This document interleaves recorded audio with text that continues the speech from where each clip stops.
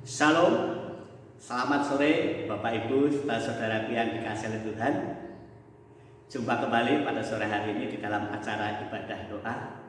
Saya percaya meskipun ibadah doa saat ini dilakukan secara online, tetapi saat ini Bapak Ibu saudara yang berada di rumah masing-masing telah siap di hadapan Android saudara untuk bersama-sama mendengarkan firman Tuhan. Kiranya firman Tuhan pada sore hari ini akan memberkati kehidupan kita semuanya. Haleluya. Mari kita akan berdoa bersama-sama. Bapa di dalam surga, kami bersama-sama dengan seluruh sidang jemaat-Mu menyerahkan untuk setiap hati kami ke dalam tangan kuasa-Mu. Kiranya Roh Kudus senantiasa memenuhi di dalam kehidupan kami, sehingga setiap firman-Mu yang kami dengar akan kami pahami, akan kami mengerti dengan jelas, dan kami akan menjadi pelaku-pelaku firman-Mu. Terima kasih Bapak, berkati hamba-Mu yang menjadi saluran berkat firman-Mu pada sore hari ini. Di dalam nama Tuhan kami Yesus Kristus, kami berdoa dan mengucap syukur. Haleluya. Amin. Kebenaran firman Tuhan pada sore hari ini, Rabu 9 Desember 2020, berjudul Kekuatan Doa. Kita akan bersama-sama membuka Alkitab kita dalam Kisah Para Rasul pasalnya yang ke-12, ayatnya yang ke-10 sampai dengan ayatnya yang ke-19.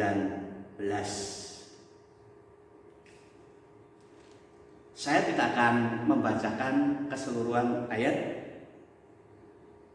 tetapi dalam hal ini kalau kita melihat judul perikopnya dari ayat 1 sampai dengan ayat yang ke-19 ini, yaitu Yakobus mati, Petrus dilepaskan dari penjara.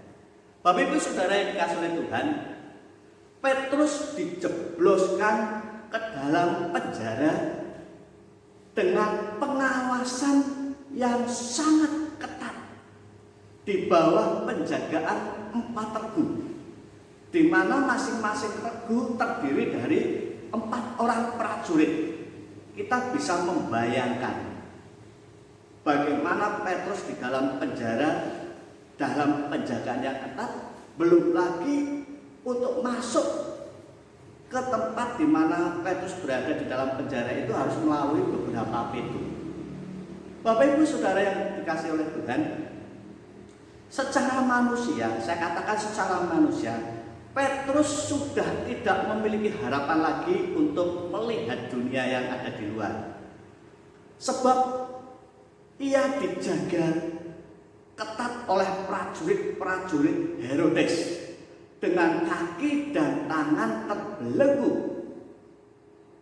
Kemudian bagi Petrus saudara, keberadaan dirinya di dalam penjara ini merupakan akhir dari hidupnya. Secara manusia, ketika Petrus di dalam penjara dengan penjagaan yang sangat ketat, dengan tangan dan kaki yang dirantai, secara manusia ini merupakan akhir dari kehidupannya. Saudara, karena apa? Tidak mungkin Petrus bisa keluar dari penjara. Secara manusia tidak mungkin. Sehingga saya katakan bagi Petrus ini adalah akhir dari hidupnya. Saudara, dan bagi Petrus untuk bisa keluar dari penjara itu adalah sesuatu yang mustahil. Tidak mungkin bisa keluar dari penjara. Impossible. Saudara yang dikasihi oleh Tuhan, mungkin saat ini di antara Bapak Ibu dan Saudara yang mendengarkan firman Tuhan sedang mengalami masalah, sedang mengalami persoalan yang sangat berat, sehingga masalah dan persoalan yang sedang dialami terasa membelenggu di dalam hidup saudara. Kemudian masalah tersebut seakan-akan saudara sedang menemukan jalan buntu. Saudara tidak ada pengharapan lagi. Saudara terkadang ketika masalah itu tidak menemukan jalan keluar, secara tidak sadar terkadang kita berkata, mana mungkin persoalan ini dapat diselesaikan. Mustahil masalah ini bisa terselesaikan. Mustahil. Kalau di dalam masalah secara konkret, mustahil sakitku bisa sembuh. Saudara, ketika masalah yang berat ini seakan-akan tidak mungkin bisa terselesaikan, ini yang seringkali terlontar di dalam mulut setiap orang. Mustahil, tidak mungkin, impossible. Saudara, belum lagi saat ini banyak orang sedang putus pengharapan di dalam menghadapi pandemi corona COVID-19. Luar biasa dampaknya COVID-19 ini. Di mana-mana banyak para pelaku usaha yang bangkrut. Usaha-usaha kuliner mengalami kesulitan. Kemudian bagi orang-orang yang saat ini bekerja mengalami pemutusan hubungan kerja. Belum lagi kalau kita lihat kasus COVID-19 ini meningkat tajam. Kemudian belum lagi banyak para dokter, para medis yang terpapar COVID-19 ini. Melihat hal ini saudara, banyak di antara orang-orang yang mengalami ketakutan, kehilangan harapan. Bapak Ibu Saudara yang dikasihi oleh Tuhan,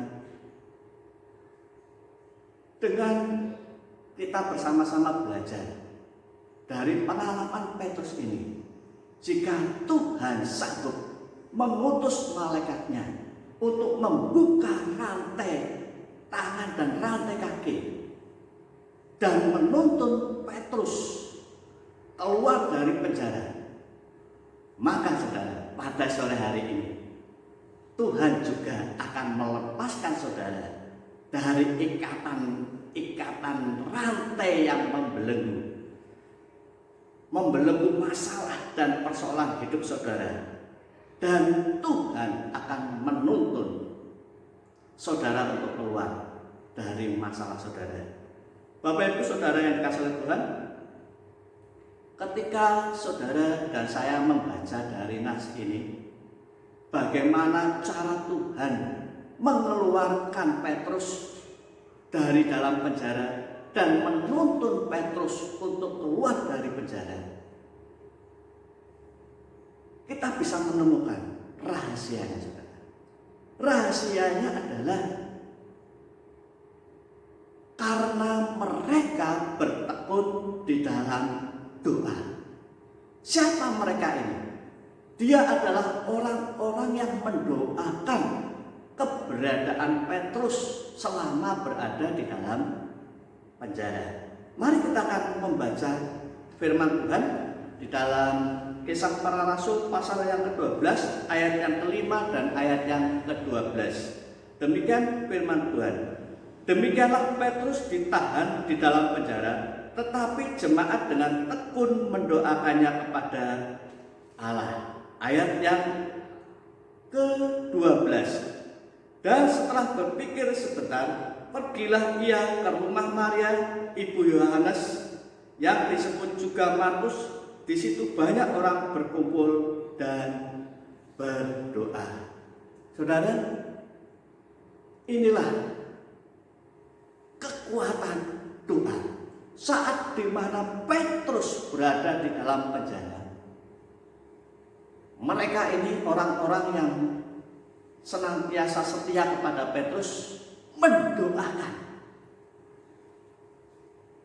Sehingga melalui doa ini Tuhan mengutus malaikatnya untuk mengeluarkan Petrus dari penjara. Saat Petrus keluar dari penjara, setelah dia sadar, akhirnya di dalam ayat yang ke-12 dikatakan, dan setelah berpikir sebentar, pergilah ia ke rumah Maria, ibu Yohanes yang disebut juga Markus. Di situ banyak orang berkumpul dan berdoa. Ternyata betul, saudara. Petrus menyaksikan sendiri ketika dia keluar dari penjara dan dia sadar, dia pergi ke rumah Maria. Maria yang dimaksud adalah Maria yang dimaksud adalah Maria ibu Yohanes yang juga disebut Markus. Petrus menyaksikan sendiri bagaimana saat itu Maria ibu Yohanes sedang berdoa untuk Petrus. Bapak Ibu Saudara yang dikasihi oleh Tuhan, melalui pengalaman Petrus ini dan melalui kekuatan doa yang dilakukan oleh orang-orang yang setia kepada Petrus, kita sebagai umat Tuhan yang satu tubuh di dalam Kristus, firman Tuhan mengajarkan kepada kita untuk kita bersama-sama bertekun di dalam doa, untuk kita bersama-sama saling mendoakan. Saudara, bertekun itu menurut pendapat umum artinya berupaya dengan sungguh-sungguh, tidak menyerah. Jadi dalam hal ini, di dalam nas firman Tuhan ini, ketika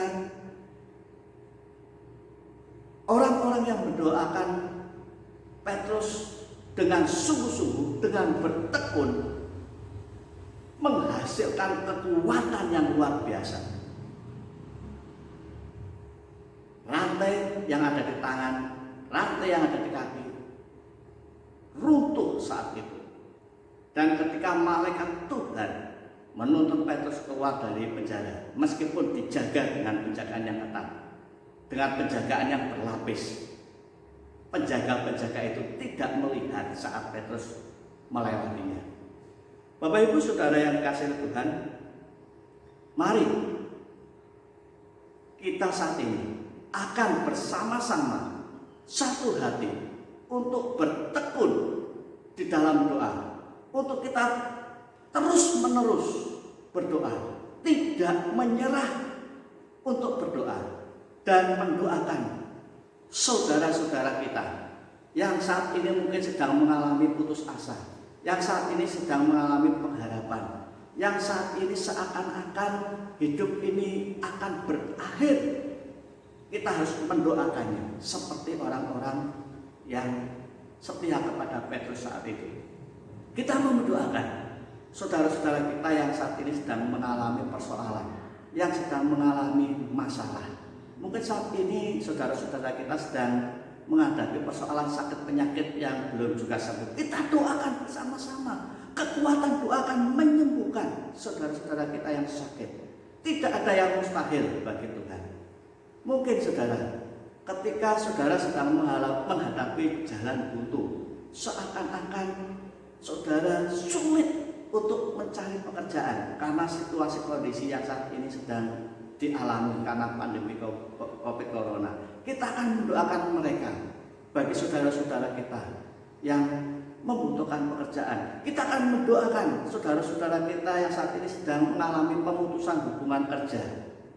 Mungkin ada saudara-saudara kita yang sedang kesulitan di dalam usahanya. Kita doakan, saudara. Tidak ada yang mustahil bagi Tuhan. Setiap usaha yang saat ini mungkin bagi manusia sulit, tetapi ketika kita doakan, usaha itu akan segera lancar. Mungkin ketika kita bertemu saudara-saudara kita, putus pengharapan oleh karena diputus pacar, saudara. Oh, ini jangan kita anggap remeh. Kita akan doakan mereka. Tidak ada yang mustahil bagi Tuhan. Mungkin saat ini karena rumah tangga yang tidak harmonis, kita doakan mereka supaya Tuhan hadir, memberikan sukacita di dalam rumah tangganya. Mungkin saat ini oleh karena kita gagal di dalam segala hal, apa yang dilakukan selalu gagal. Mari kita akan dukung mereka di dalam doa. Mungkin saat ini ada saudara-saudara kita yang tidak bisa melanjutkan ke jenjang pendidikan yang lebih tinggi. Kita doakan mereka. Saudara, terlebih saat ini pandemi corona yang belum juga berakhir di negara kita, sehingga menghancurkan semua bidang kehidupan.